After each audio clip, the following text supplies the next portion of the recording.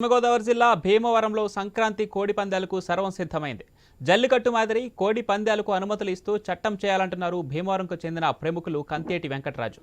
ఎడ్ల పోటీలు, గుర్రం పందాలకు లేని ఇబ్బంది కోడి పందాలకు ఎందుకని సాంప్రదాయ వేడుకల్లో కోడి పందాలు కూడా భాగమే అంటున్న కంతేటి వెంకటరాజుతో మా ప్రతినిధి Bhargav face to face. Sankranti వచ్చింది, కోడి పందాలకు సర్వం సిద్ధమైంది. అయితే పోలీసుల ఆంక్షలు మాత్రం ప్రతిసారిలానే ఈసారి కూడా ఉంటున్నాయి. మరి ఈసారి పశ్చిమ గోదావరి జిల్లా వాసులు ఏం కోరుకుంటున్నారనేది ప్రస్తుతం భీమవరంలో కంతేటి వెంకటరాజు గారు ఉన్నారు. సార్ చెప్పండి, ప్రతిసారిలానే ఈసారి కూడా సంక్రాంతి వేడుకలు జరగబోతున్నాయా? పోలీస్ ఆంక్షలు ఏమన్నా కఠినంగా ఉన్నాయనుకోవచ్చు? ఏమి ఉండవండి. ప్రభుత్వం వారు కూడా సహకరిస్తారు. ప్రతి సంవత్సరం కూడా ఇక్కడ ఈ ప్రాంతం మరి పూర్వకాలం నుంచి కూడా ఆచారాలతోటి నిండుకున్నది. నాకు తెలిసి గత 50 సంవత్సరాల నుంచి ఇవన్నీ జరుగుతున్నాయి. ఆ 3 రోజులే తప్ప మిగతా రోజుల్లో ఏమి ఉండదు. ఆ 3 రోజులు ప్రభుత్వం కూడా సానుకూలంగా స్పందిస్తూ ఉంటుంది. ఒకసారి 2 సార్లు తప్ప ఈ 50 సంవత్సరాల్లో ప్రతి సంవత్సరం జరుగుతూనే ఉన్నాయి. అటువంటిదేమి ఉండదు. అలా అని విచ్చలవిడిగా కూడా ఈ ప్రాంతంలో ఈ సంవత్సరం ఏమీ మరి ఆక్వాది పెద్ద బాగలేదు కాబట్టి అందరూ కూడా ఏమి ఉండరు. కానీ సాంప్రదాయాల్లో మాత్రం అప్పుడు భోగిమంటలు కానీ అలాగే పెద్దలు అందరూ కుటుంబ సభ్యులు అందరూ కూడా భోగిమంటలు వేసుకోవడం జరుగుతుంది. తర్వాత ఆడవారు అందరూ కూడా ముగ్గులు పోటీలు, పిల్లలందరూ గాలిపటాలు, మగవారు అందరూ ఈ కోడి పందాలు, పేకాటలు ఇవన్నీ కూడా 3-4 రోజులు పూర్వం నుంచి సాంప్రదాయాలు. ఈ విలేజ్ల్లో గ్రామాల్లో ఈ సాంప్రదాయాలకి మనం పెద్దపీట వేస్తుంటాం. ప్రభుత్వాలని ఏ ప్రభుత్వం అయినా సరే సాంప్రదాయానికి తలవగ్గవలసిందే.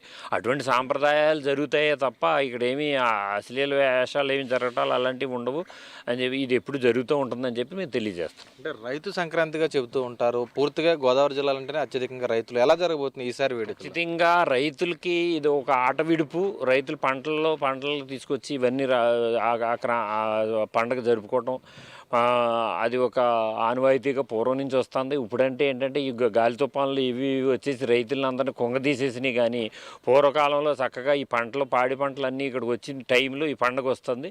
అందరూ కుటుంబ సమేతంగా జరుగుతుంటుంది. ఇది కూడా మిగతా రాష్ట్రాల నుంచి మిగతా దేశాల నుంచి కూడా ఈ పండగకి అందరూ సాంప్రదాయబద్ధంగా వస్తారు. ఎందుకంటే పేరెంట్స్ని చూసుకోవాలి. ఇక్కడ పెద్దలు ఉండిపోతున్నారు. గ్రామాల్లో తల్లిదండ్రులు చూసుకోవాల్సిన పరిస్థితి.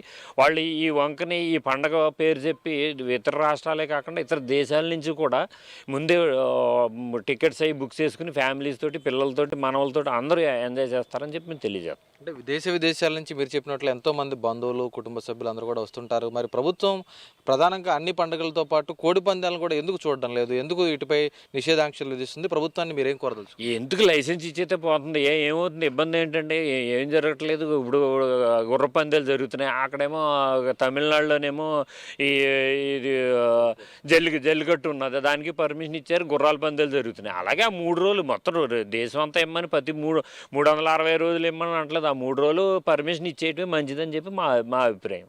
అంటే ఈసారి మన భీమవరంతో పాటు చుట్టుపక్కల ప్రాంతాల్లో కూడా పెద్ద ఎత్తున కూడా బరువులు ఏర్పాటు చేస్తుంటారు. ఏర్పాట్లు కానీ లేదంటే అతిథులకు ఆహ్వానాలు కానీ పంపడం జరిగిందా? ఎలా ఏర్పాట్లు జరుగుతాయి? ఏర్పాట్లు అన్నీ జరుగుతూనే ఉంటాయండి. ఏర్పాట్లు ఏం ఆగవు. ఏర్పాట్లు అన్నీ జరుగుతుంటాయి. ఇప్పుడు హోటల్స్ చూడండి, అన్ని రూమ్స్ బుక్ అయిపోయినాయి. ఎక్కడ రూమ్స్ ఎక్కడ దొరకట్లేదు. పెళ్ళిళ్ళ వాటికి మేము రూమ్లు అడుగుతుంటే అన్ని బుక్ అయిపోయినాయి అని చెబుతున్నారు. ఆ తారీఖుల్లో ఏమైనా ఫంక్షన్స్ ఉన్నాయి, ఏమి లేవు, అన్ని బుక్ అయిపోయినాయి. అన్నీ ముందు అడ్వాన్స్కి ఇచ్చేసి ఆ 3 రోజులు బుక్ అయిపోతాయి. అన్నీ మామూలుగా ఇవన్నీ జరుగుతాయి ఉంటాయి. అంటే ప్రత్యేకించి కోడి పందాలకు సంబంధించి సాంప్రదాయం, ఆచారం ఏమన్నా ఉందనుకోవచ్చా?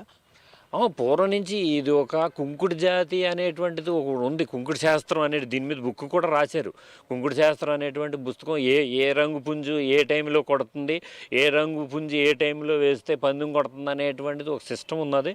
అవన్నీ కాకి, డేగ, నెమిలి, పౌల ఇవన్నీ ఉన్నాయి, రకరకాలు ఉన్నాయి. అవన్నీ కూడా వాళ్ళంతా వాళ్ళకు ప్రొఫెషనల్స్ ఉంటారు, వాళ్ళని బట్టి జరుగుతూ ఉంటాయి.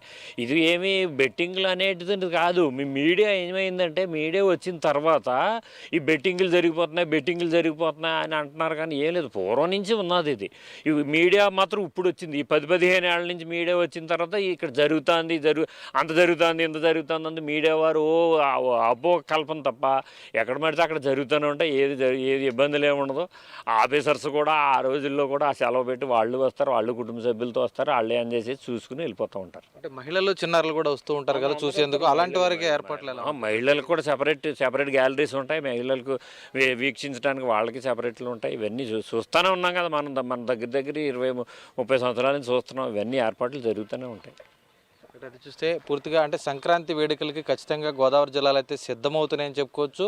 అలాగే కోడి పందాలకు సంబంధించి కూడా ఎవరు ఎన్ని ఆంక్షలు పెట్టినా సరే సాంప్రదాయ కోడి పందాలు ఖచ్చితంగా జరిగి తీరుతాయి.